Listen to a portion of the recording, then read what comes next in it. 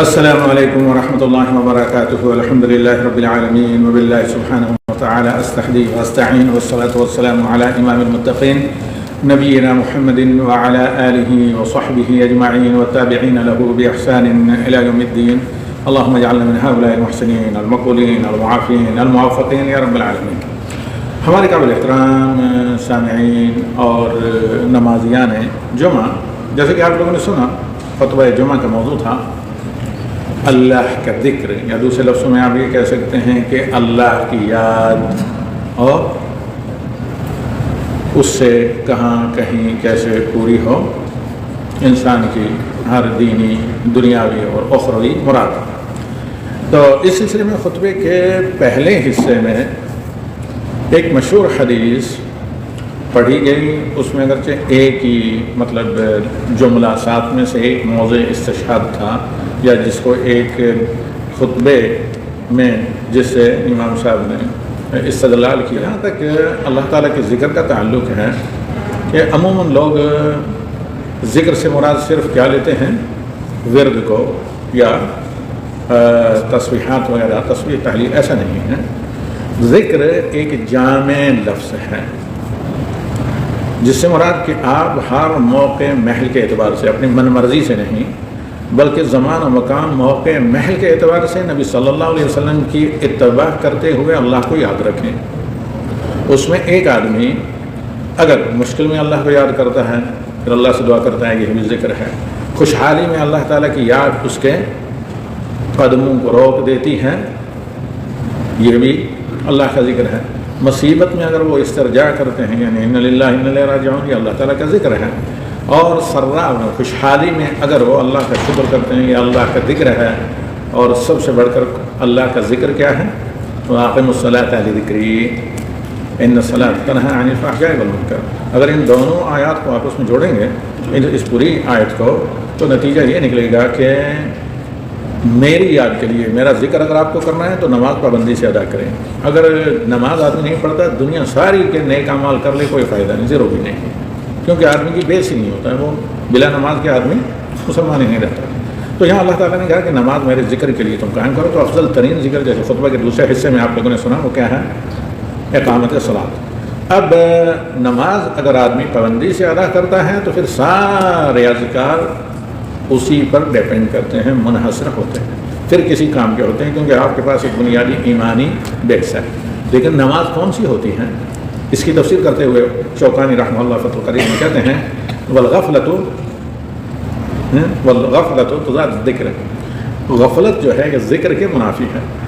تو نماز فل کنسنٹریشن، توجہ کے ساتھ جب پڑھی جائے، خشوع خضوع کے ساتھ، جس میں اللہ کی طرف دھیان رہے، ایک ایک لفظ جو پڑھے، تو پھر جا کر یہ ذکر ہے، افضل ترین ذکر ہے۔ اسی طرح تلاوت قرآن پاک۔ تو اب یہ کیا، جب آدمی اس طرح کی نماز پڑھتا ہے جس میں واقعی اللہ تعالیٰ کی طرف بندے کی توجہ ہو، تو وہ نماز یقینی، چونکہ وہ نماز انسان کی تربیت کرتی ہے، پھر وہ نماز جو ہے ان الصلاۃ تنہیٰ عن الفحشاء والمنکر۔ یہ صرف تمہید تھی، اب ہم چلتے ہیں اصل خطبے کی طرف۔ تو اس سلسلے میں تفصیل جاننا چاہیں، میرے یہاں پر فری بھی شاید یا کچھ معمولی ہدیہ پر دعوت سینٹر میں میری ایک کتاب ہے، ہمارے امان اشفاق نے کی PDF بھی بنا کر اپلوڈ کی ہوئی ہے۔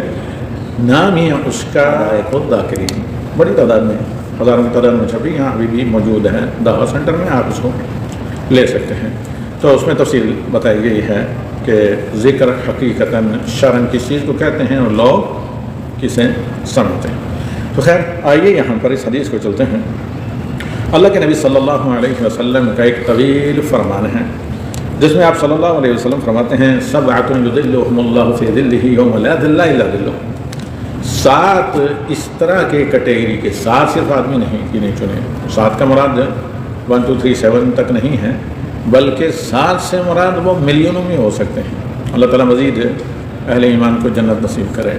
یعنی 7 کیٹیگری، 7 مراحل، درجے کے لوگ ایسے ہیں جنہیں اس وقت اللہ تعالیٰ اپنے سائے، دیگر حدیث میں اس کی وضاحت آتی ہے، فی ظلال عرش الرحمن، اپنے عرش کے سائے میں رکھے گا، جس دن اس کے سائے کے علاوہ اور کوئی سایہ نہیں ہوگا، یعنی جس دن اللہ رب العالمین جسے سایہ مہیا نہ کرے اس کے علاوہ کوئی سایہ نہیں ہوگا، کیونکہ کھولتے ہوئے پسینے میں اپنے اعمال کے اعتبار سے کوئی پیروں تک اور کوئی سر تک اس میں ڈوبا ہوا ہوگا۔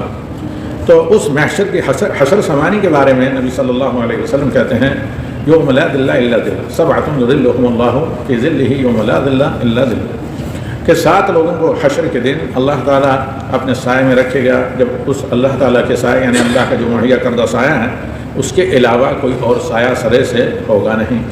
ان میں سے خطبہ میں جس جملے کی ضرورت تھی وہ یہ تھی کہ رجل ذکر اللہ خالیا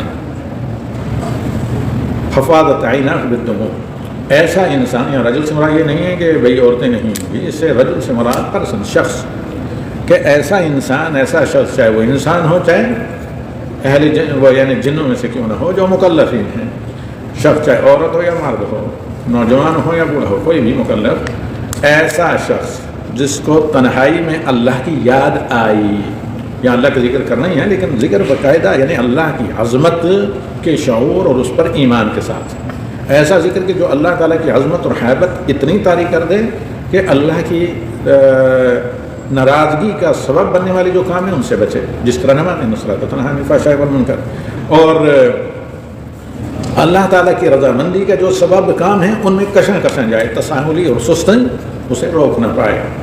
تو ذکر اللہ خالیا، تنہائی میں جوں بھی اسے اللہ کی یاد آئی، اللہ کا ذکر کیا، ففاضت عیناہ بالدموع، اور اس کی آنکھوں سے آنسو بہہ پڑے، اللہ تعالیٰ کے ڈر و خوف سے یا اللہ تعالیٰ کی رحمت کی امید میں، متشکرانہ طور پر ایک جامع لفظ ہے جس میں سب شامل ہیں۔ تو یہاں پر دیگر 7 لوگ بھی اللہ تعالیٰ نے ذکر کیے ہیں، اگر اللہ کے نبی صلی اللہ علیہ وسلم نے، معاف کیجیے، اگرچہ ہر ایک کا تعلق اللہ کی یاد اور ذکر ہی سے ہے۔ ایک آدمی تمام وسائل رغبت، مطلب اخلاقی بہرروی، فحش کام کرنے کی، اسے ہر قسم کی فیسلٹی ملتی ہے، رغبت بھی ہوتی ہے، لیکن یوں ہی کیا اللہ کی یاد آ جاتی ہے تو وہ اللہ کے خوف سے اسے باز آ جاتا ہے۔ تو یہ عرش الہی کے سائے میں ہوگا۔ خیر اسے مکمل کرتے ہیں، پھر خطبے کے دوسرے حصے کی طرف جاتے ہیں۔ تو اس میں اللہ کے نبی صلی اللہ علیہ وسلم سب سے پہلے ذکر کرتے ہیں امام عادل۔ امام سے مراد ہے ولی امر، حاکم وقت، جو منصف ہو، جس کا جسٹس لوگوں کے لیے کیا ہو، اللہ تعالیٰ کی ایک بڑی نعمت ہو۔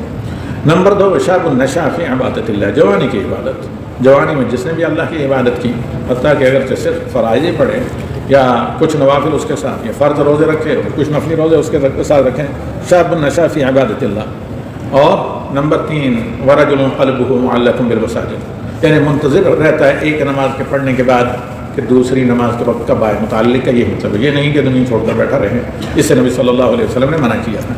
اس کے بعد چوتھے نمبر پر ہے ورجلان تحابا فی اللہ اجتماع علیہ وتفرقا فیہ، 2 ایسے شخص جن کو ایک دوسرے کے ساتھ جو محبت تھی وہ صرف اللہ کی رضا کے لیے تھی، اللہ ہی کی محبت نے انہیں اکٹھا کیا اور اسی پر یعنی وہ محبت برقرار رہی، اسی پر وہ علیحدہ ہوئے۔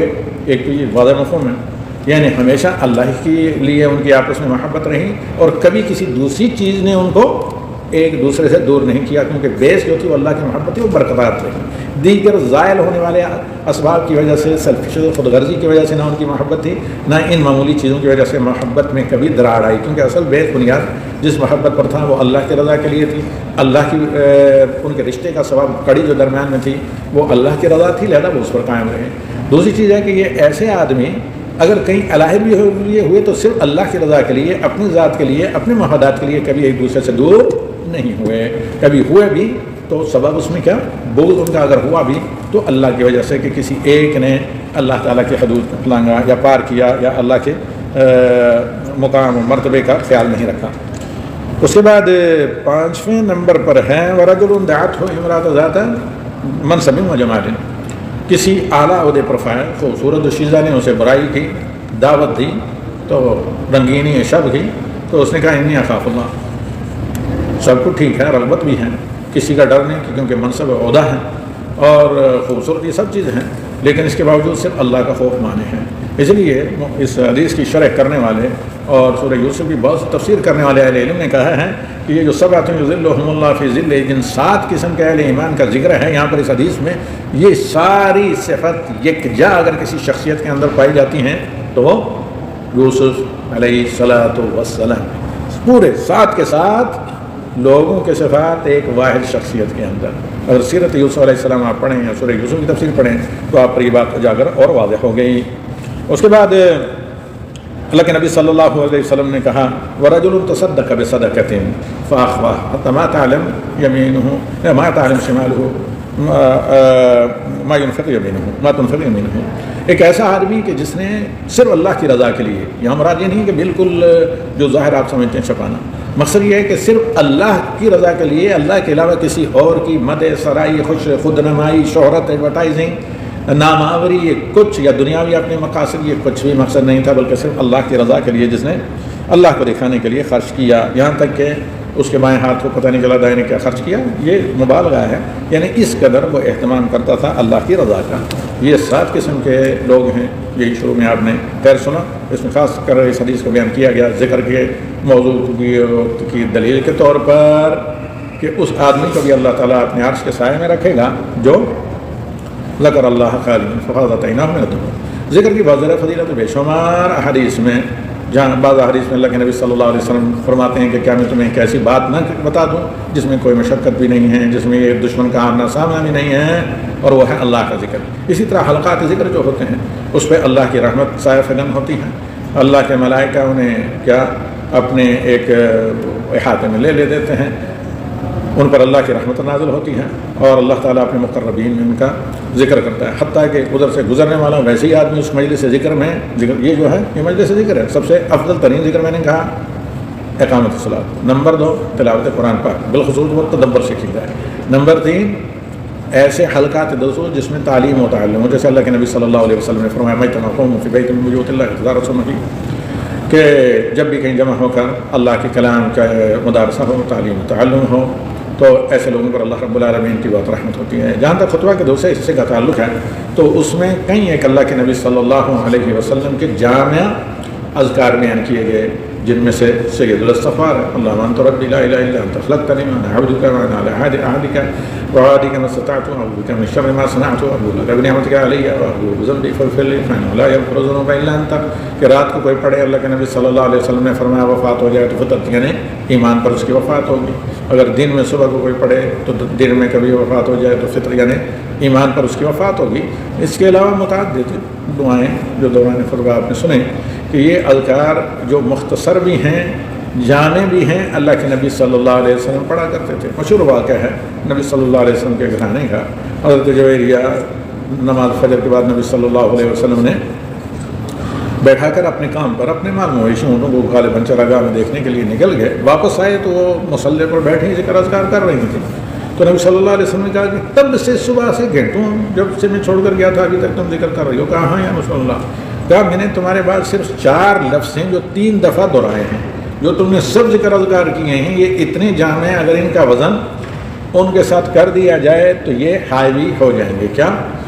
سبحان اللہ بحمدہ عدد خلقہ ورضا نفسہ وزنۃ عرشہ ومداد کلماتہ. اس کے علاوہ بہت سی اذکار ان کو آپ دیکھ سکتے ہیں. صحیح الکلم الطیب جو مشہور کتاب ہے شیخ الاسلام ابن تیمیہ کی، تصحیح امام البانی رحمہ اللہ کی ہیں.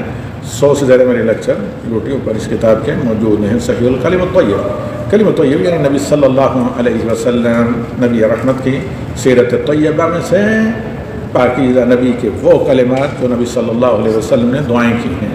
ہم اتفاق کرتے ہیں صلی اللہ علیہ نبی وسلم الحمد للہ الذی بنعمتہ تتم الصالحات.